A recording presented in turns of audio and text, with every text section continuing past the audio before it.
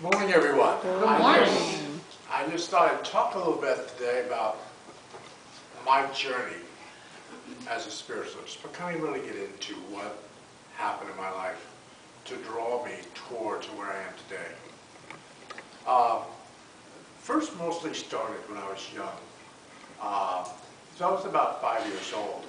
I had died for about 10, 12 minutes. And during that time, I had a guide meet me on a path. And we walked. I felt like at that time, as a little kid, it was these strange people all around me, walking me back somewhere so I could sit down. And they said that they would be with me. And my one guide has followed me through my life, and he introduced himself as Jeff. And he's always been part of my vibration through my life. But he introduced himself. And then other guides, other people were sitting there with me.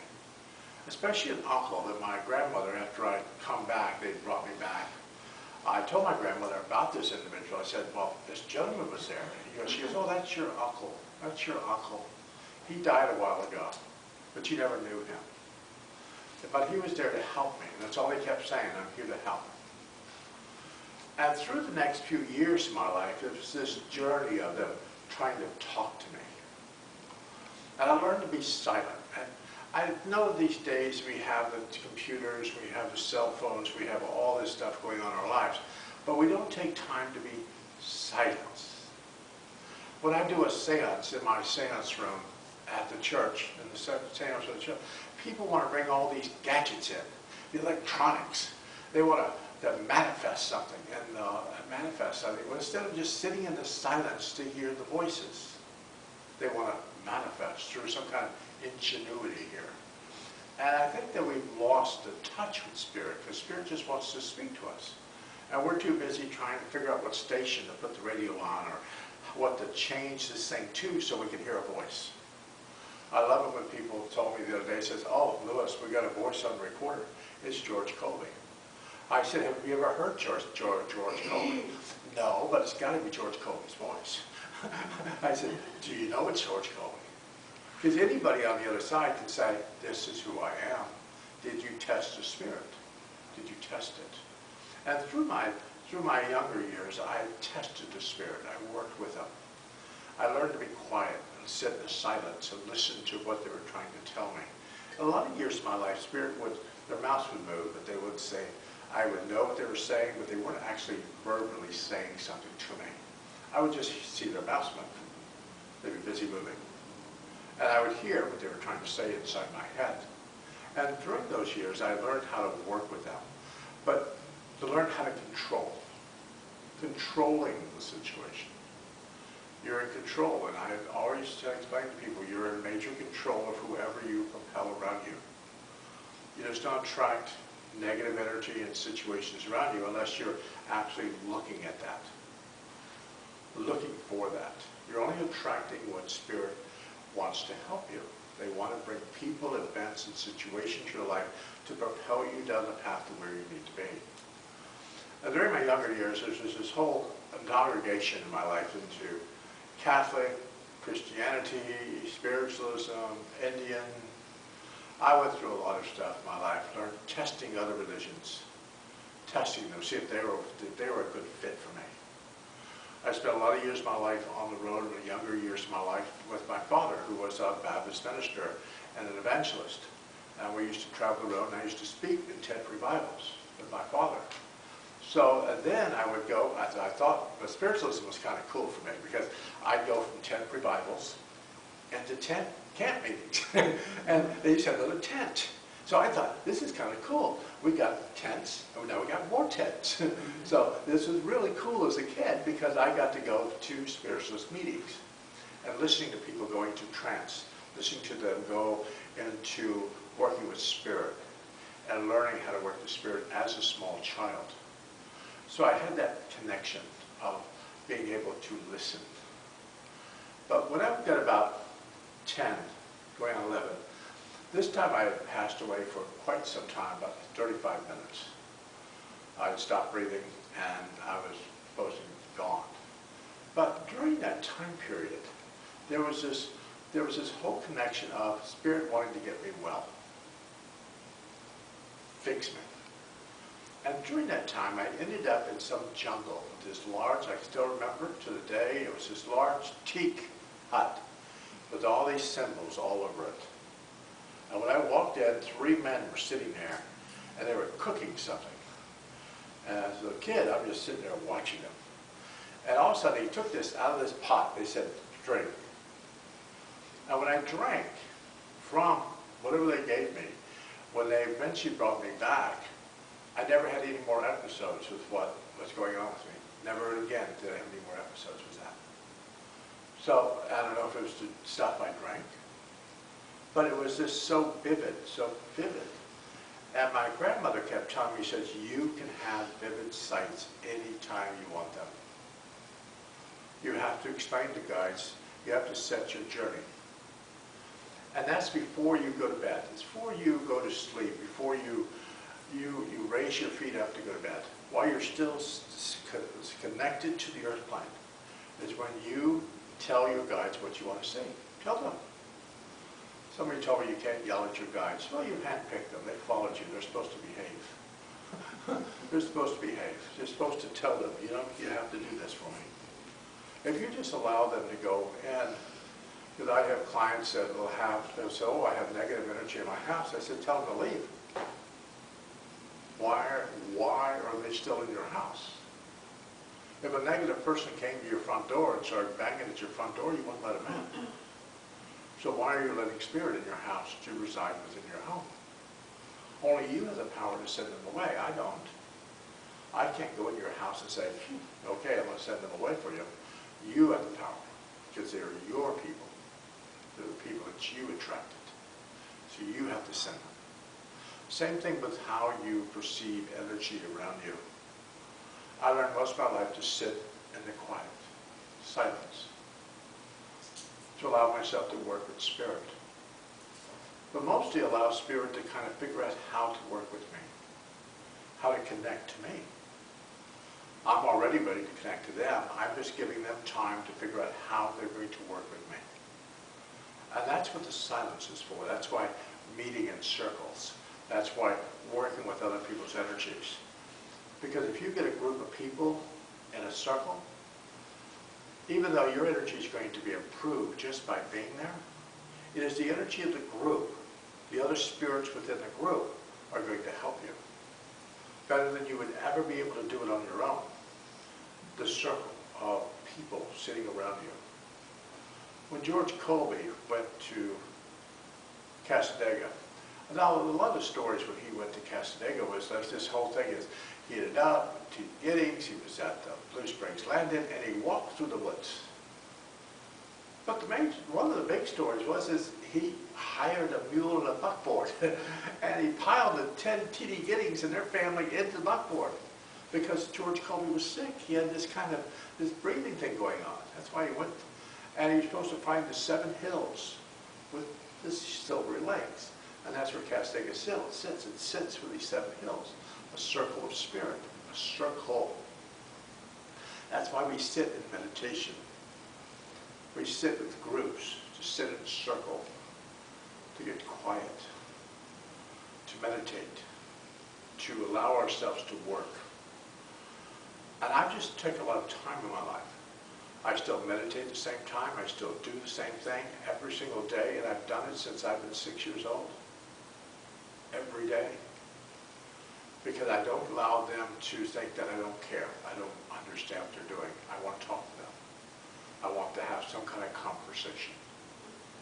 But allowing yourself to go out of body.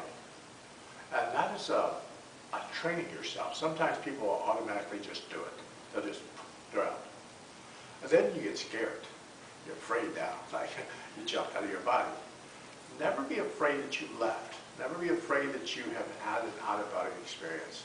Because if you do, then your guides will take some time before they allow you to do it again. Allow yourself to leave. Your guides will bring you back.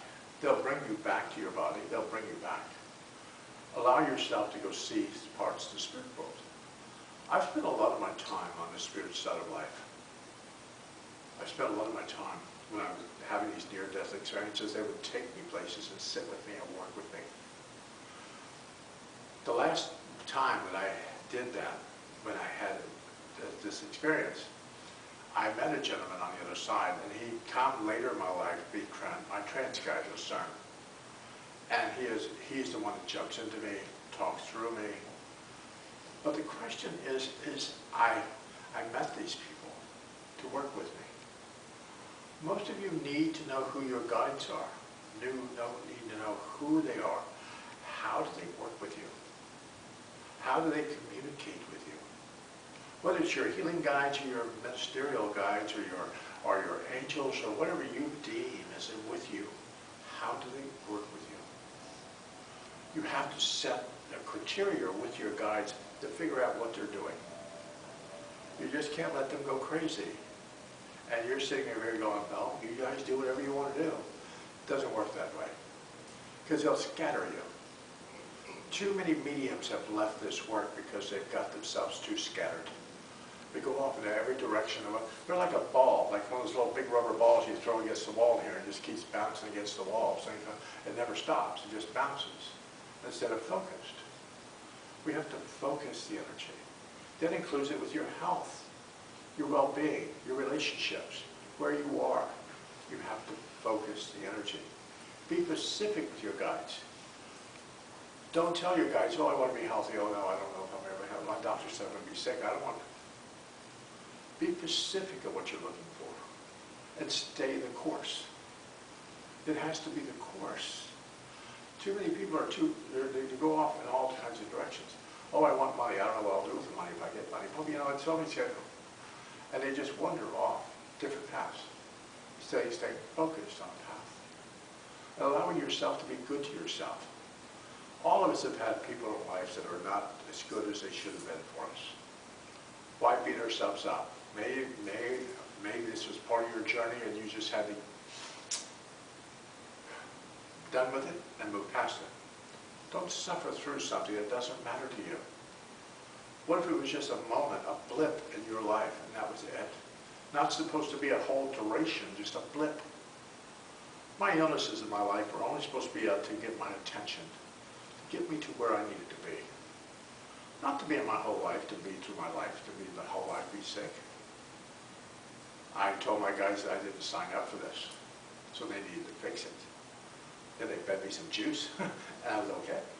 So the question is find what works for you. When we read the principles, when we read the healing prayer, when we read what was put together here for us to look at, you read the Declaration of Principles, and don't read them fast. Read one at a time and think about it. What does it mean to you? What does infinite intelligence mean to you? What does the golden rule mean to you? What do these things mean to you? Because everyone's raised differently than I am. I'm kind of a mutt. I'm a little spiritualist, a little Catholic, a little Baptist, I'm a little Indian, I'm a Cherokee Indian. I mean, I got a little bit of stuff going on with me. So, I'm not purebred. I got a little bit of stuff going on in here. So I had to figure my path. Each one of you are raised in different families, different situations within your life. You learn different things as you were growing up. Different modalities, differences you had to live with. Then you had to figure out when you get older how that's all supposed to play out in your life.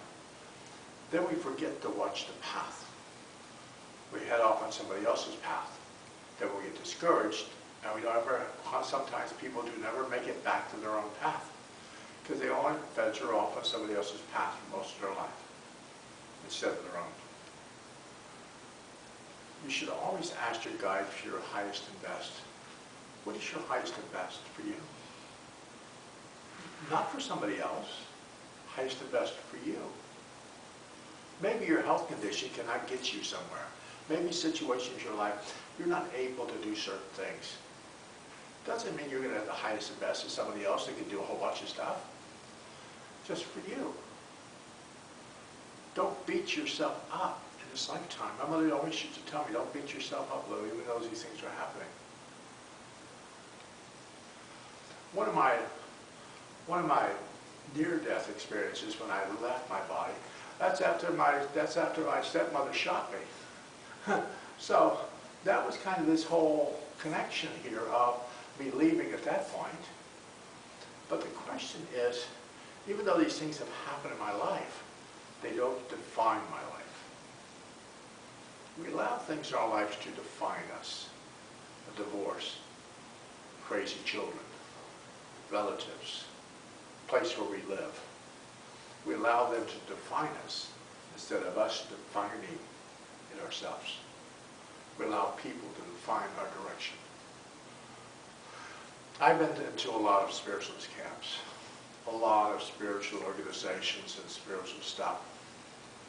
Go from this church to some other church on the West Coast that needs to be spiritualist, and you would sit in the back and you would hold your book up, be scared to death to look at the service. But they're spiritualists. They're spiritualists. So not every church, not every vibration, not everything is going to do exactly where you want to be. Whatever gets offered to you in your life, offer it. Look at it. Weigh the possibilities for you. And then figure your journey. When you want to have an out-of-body experience, allow yourself to tell your guides what you expect. Tell them. We all have these 15 guides. You all have a gatekeeper, guardian angel, a gatekeeper that follows you constantly throughout your life, helping you, encouraging you, protecting you. You have all this going on around you behind the scenes. And even though you might not realize all the people that follow you and help you, you are the group. I tease people, I tell people, I said, if every one of your guides are in a reading, it means that they have a board meeting and you were not invited. You got them all behind you having a board meeting. If every one of your guides are here. Because you're doing something not as good as it should be, and they're having a meeting to try to correct it. But ask for the perfect health. Ask for connection to spirit. Ask for what is the highest and best for you. Maybe you're looking at something in your life that you want to do spiritually. And maybe there's another way for you to do it. My mother used to teach me all types of things, all kinds of things of how to do readings. But she said, I want to get it in there, Lou. I want you to understand how it works. Doesn't mean you're going to do it, but I want you to understand how it works. I want you to learn different types of healing. I want you to understand how it works. Not because it is something you might do, but it's something you put in here. You learn how to do it. It's a part of you now. I teach my wife, when you're Reiki, you're a Reiki master, you do Reiki, you're always tattooed Reiki. You never get away from Reiki. You're tattooed. There's a tattoo on you. You're Reiki. You've got your head. But it becomes part of you. Even though you're a spiritualist healer, you have these other modalities that fit for you. You might not do something that somebody else does. You might not say the same prayer, hold your hands the same way, do the same thing. But you are committed, you are doing a healing because it is how it works for you. You're a vessel. That's how spirit works with you. It's your vessel. It's how they work with you. And that's what I always got taught in my life, how spirit spoke to me, was working this way. Even though I've had these out-of-body experiences and I've had these things happen to me, and I've died and come back, I always come back a little bit smarter, I think, maybe. Because when I let discern jump into me and I leave, it's when I allow him to take control. They take me and they teach me. That's the only really good thing I love about trance, is I'm not in here. I'm off learning something. They're teaching me something. I'm retaining something from the other side while they're using my body. So they're rewarding me with teaching me something while they're teaching you something while I'm in trance. And I learned trance many, many years ago. But I had to because they kept jumping in. So I had to control it.